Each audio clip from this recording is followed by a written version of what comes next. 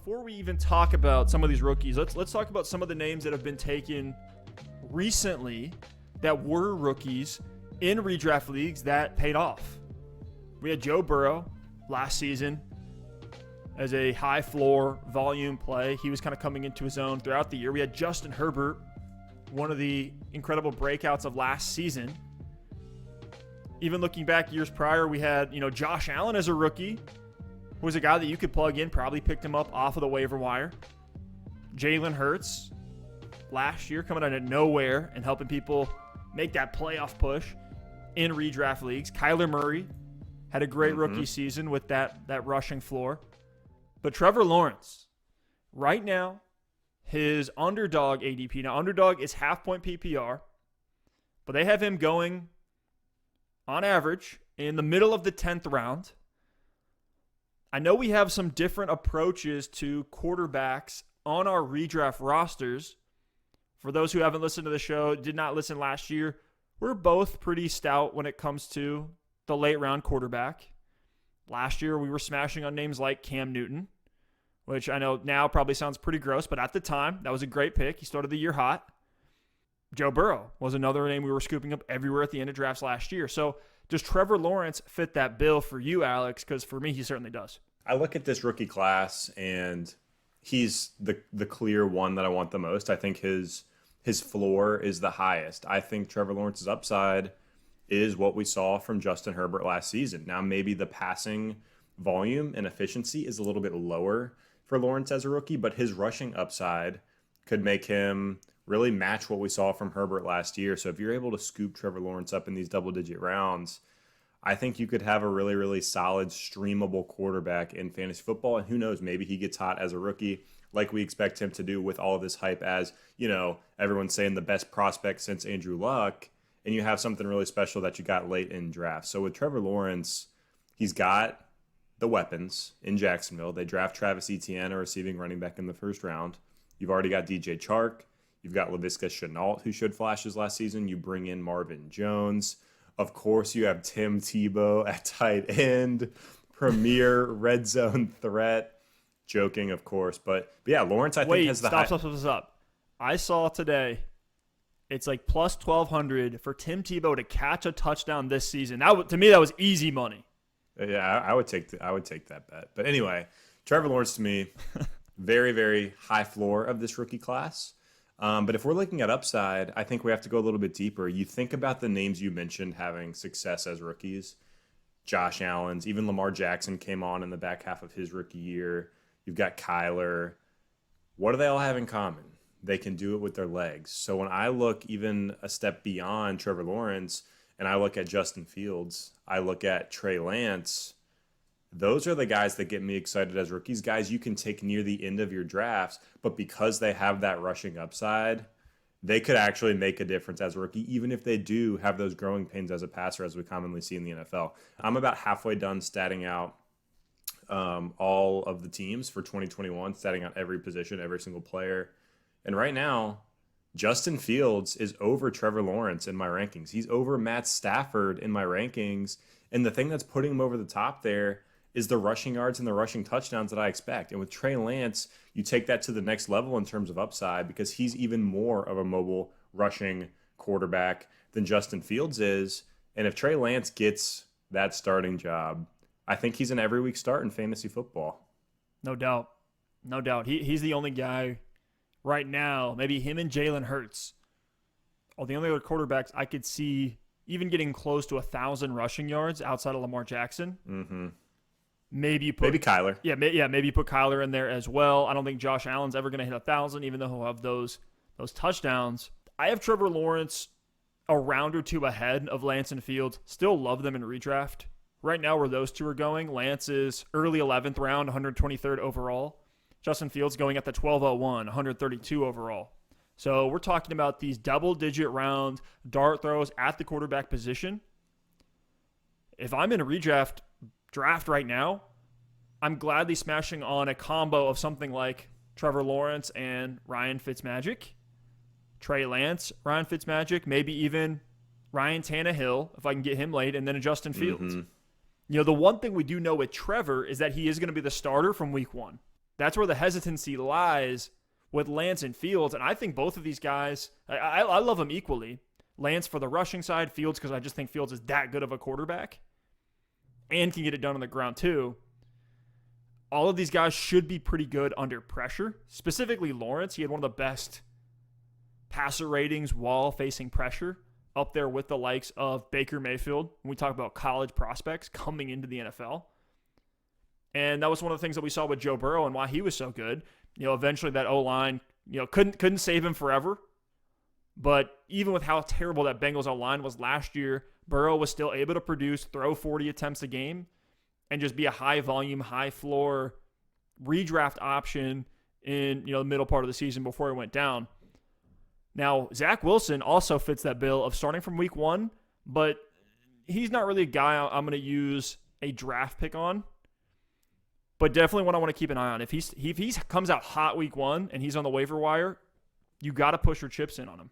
Yeah, absolutely. We saw it from Justin Herbert last year, and we commonly see hesitancy with some of these rookies. And with Herbert last year, I remember he had that first good game. And I was kind of like, okay, I don't know if that's a flash in the pan or what. And by the time he had that second, that third, that fourth good game, guess whose roster he was on? He was on your roster in the league we're in together, and he was a great pickup at the quarterback spot. That led you to a really, really good season, got you deep into the playoffs. So I think with Zach Wilson, even with Mac Jones as well, they're two guys that you're not going to draft, but keep an eye on them. And once they show that first flash of upside, it's worth scooping them up. Maybe you don't plug them into your lineup right away. Keep them on your bench and see if that upside is there. I think it's a similar story for Lance and Fields. You said it best. Pair them with, the Matt Staffords, the Ryan Tannehills, the Ryan Fitzmagics of the world. Let those other veteran quarterbacks get you through the first 4, 5, 6 weeks of the season while we can wait and see if Lance and Fields are going to get those starting jobs. Because if by week 6, Trey Lance is the starter, if by week 6, Justin Fields is the starter, and you've had them stashed on your bench, you might have a top 10 quarterback that you're essentially getting for free because you're able to draft them in those double-digit rounds. And why would you, put it all on the line with Aaron Rodgers or Tom Brady or even Matt Stafford, which I think all these guys have value pockets when you're sitting there on the clock looking at your draft boards. But why would you take one of these guys in the 6th round, 7th round, 8th round and burn the opportunity cost of a really strong wide receiver 2 with some massive upside like a DJ Chark, when you could wait till the 10th round, even the 9th round? I mean, Trevor Lawrence with his ADP in the mid-10th, that's a smash spot.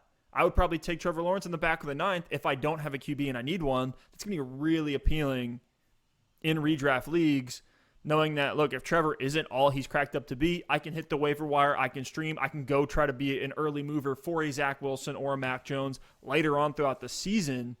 But if you had to pick between Trey Lance and Justin Fields, because these guys are going about right next to each other when we look at ADP, who are you taking of the two? I'll take Justin Fields right now. Part of that is because I think he does have a better chance to start from week 1. I think he'll start more games this season. Trey Lance, there's a chance we don't see him until week 10. So right now it's Fields. When they're both on the field, I think they offer similar upside. I mentioned earlier, Lance does have more of a tendency to run and do more design runs. But I honestly think San Francisco's not going to need Trey Lance to play hero ball. They have a great running game. They have Kittle. They have Debo and Ayuk coming around on these jet sweeps. So I think Trey Lance is just going to be more of a guy who can run that offense and do it well and get you some upside with his legs. And for Justin Fields, I think we could start to see that pass volume in Chicago. I think he does provide the upside with his legs as well, even though his rushing attempts tend to be more, rolling out of the pocket, not finding anyone downfield and taking off. So right now it's close, but I'll still lean Justin Fields. And I'll lean Fields too because he's the cheaper of the two options. That's the easy bet, right? Sure. Just go with the cheaper one if there's two guys that are right next to each other as far as what we like and what we expect them from a ceiling perspective to do year 1. I think these guys are neck and neck, so just give me the one that I can get a lower price point. Now, Trevor Lawrence here being the one that, look, we know he's going to start week 1. Zach Wilson does fit that bill, but he was such a late breakout in college that it's really hard to just go all in on him on an offense that's fully rebuilt, new coaching staff. A lot of question marks there. You also have this black box of Urban Meyer and what this offense is going to look like. And we can look at what he did in college, coaching the likes of Tim Tebow, a mobile quarterback. them being a very up-tempo offense for the college ranks. The Jacksonville Jaguars schedule doesn't look incredible on paper right now. Who knows how things change once we get into the season. What do you expect from a volume perspective? Because if we're trying to reel him in and he's, yes, maybe he can be efficient, but the volume's not there, then we're just relying on him as a rusher. And with a team that has two good running backs in Etienne and James Robinson, this may be a team that just relies on the ground game. Yeah, I actually expect the volume to be pretty decent for Trevor Lawrence. I have them just over 600 pass attempts right now, which you got to remember, I mean, there's 17 games this year, so 600 pass attempts doesn't mean quite as much this year as it has in previous seasons. But to me, I look at the Jacksonville team, and last year with, Gardner Minshew, Mike Glennon, Jake Luton, they threw 616 pass attempts in those 16 games. So I think the volume is going to be there. I think the defense hasn't gotten better enough to say that, hey, they're going to be owning these game scripts and running the clock out. So I think this is a team that's going to trail a lot in 2021, and I think that's going to force Trevor Lawrence to get some pass attempts up. And I think it could be similar to what we saw from Joe Burrow last season, but maybe even a little bit better efficiency in Jacksonville from T-Law, just because the Bengals, we saw it and we expect it from Burrow again this year.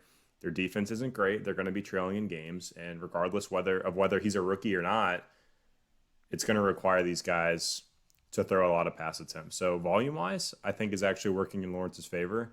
Efficiency-wise is where we're really going to see what kind of value he's going to have in 2021. But by the time we get into August, that ADP might shoot up if there's some hype involved around Lawrence. But I would much rather have him in the 10th than I would some of those other guys you mentioned, the Rodgers, the Bradys. I'd rather have Lawrence in the 10th than those guys in the 6th, 7th round any day. We're already seeing some hype out of minicamp for Laviska Shenault. DJ Chark is a polarizing name, but one that I think all fantasy players can agree does have a high ceiling just based off what he's shown in the past with a much lesser QB in Minshew. Marvin Jones was brought in, who can help Trevor Lawrence tremendously down the field, assuming he can be accurate and stay on his feet long enough, make the right reads. Which, look, we're talking about a guy who's a phenomenal prospect, one of the best that we've seen in a long time. So you add that in with him going 101, the team's going to give him a chance. The team's going to go above and beyond to give Trevor Lawrence every single opportunity to be productive right out the gate. And the biggest question mark to me just comes down to Urban Meyer. And what do you think he's going to do? What kind of personnel packages are we going to be talking about? What's the play calling tendencies going to be? What happens in the red zone? And it's really hard to use college data and extrapolate that out. So that's where the risk comes in. But I think you've got to take that risk, especially in the 10th round, especially in a single quarterback redraft league.